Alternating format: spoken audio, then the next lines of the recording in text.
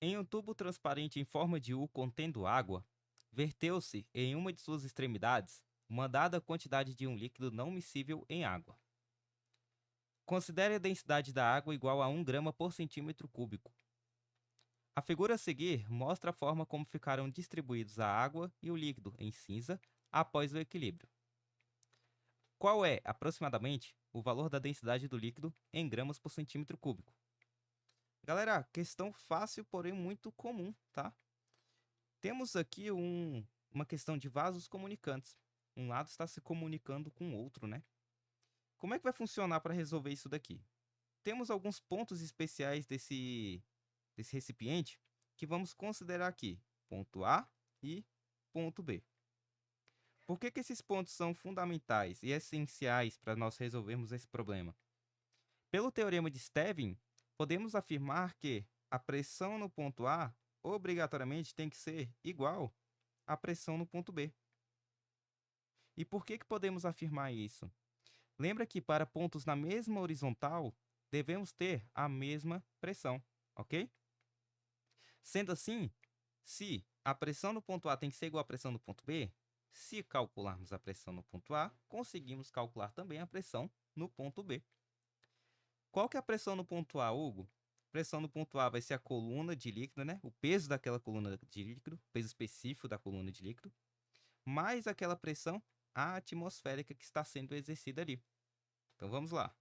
Pressão no ponto A, ρ1 GH1 mais a pressão atmosférica, que está aqui. Ele está imerso no ar, né? Pressão atmosférica. Repara só que essa daqui será a primeira e última vez que eu estarei representando a pressão atmosférica nesses casos onde ela será cancelada, tá? Eu vou falar, porém depois eu vou parar de escrever. Por quê? Porque normalmente nos exercícios, quase todos, na maioria, não são todos, porém na maioria, você verifica que de um lado ele está aberto e do outro também. Logo, se aqui tem pressão atmosférica, do outro lado também tem pressão atmosférica.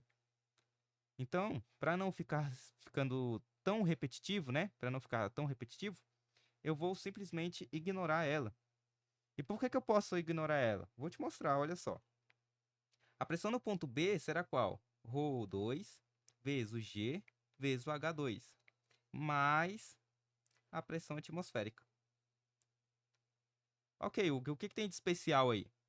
Se eu tenho pressão atmosférica de um lado e eu tenho do outro, eu posso cancelar. Perfeito? Então, para nós, vai ser irrelevante ter a pressão atmosférica no cálculo. Outra, a gravidade. Professor, se eu fizer esse experimento aí, tanto aqui na Terra quanto em Marte, vai ser a mesma densidade do líquido. Não importa se ele está aqui em Marte, se ele está na Lua, se ele está na Terra, a gravidade não vai influenciar, perfeito? Então aqui eu cancelei ela, por quê? Porque se eu tenho gravidade de um lado aqui, ela vai passar dividindo a gravidade para o outro lado, e aí vai cortar ela, perfeito? Sobrou o que pra gente? ρ1 H1 sendo igual ao ρ2 vezes o H2. E por que isso aqui é importante? Porque agora com essa equação eu consigo determinar a densidade do líquido desconhecido através somente da altura da coluna de líquido de água e da coluna de líquido do recipiente. Então olha só, qual que é a densidade da água? A densidade da água é 1 grama por centímetro cúbico. Hugo, preciso transformar. Veja só, você não precisa por quê? Porque na questão, aqui, na questão, ele dá as respostas em grama por centímetro cúbico. Se você está usando a densidade de um fluido em grama por centímetro cúbico, a do outro fluido também estará em gramas por centímetro cúbico. Lembra que um leva o outro, ok? Da mesma forma, a unidade de medida da altura. Se a altura aqui está em centímetros, do outro lado também tem que estar em centímetros.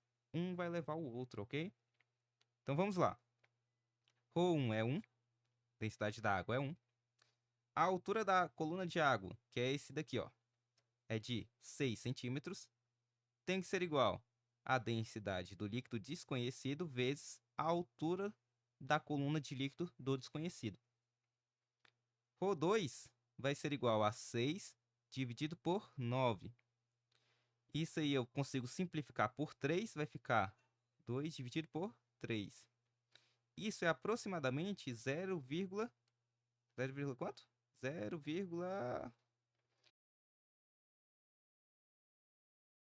aproximadamente 0,7, ok?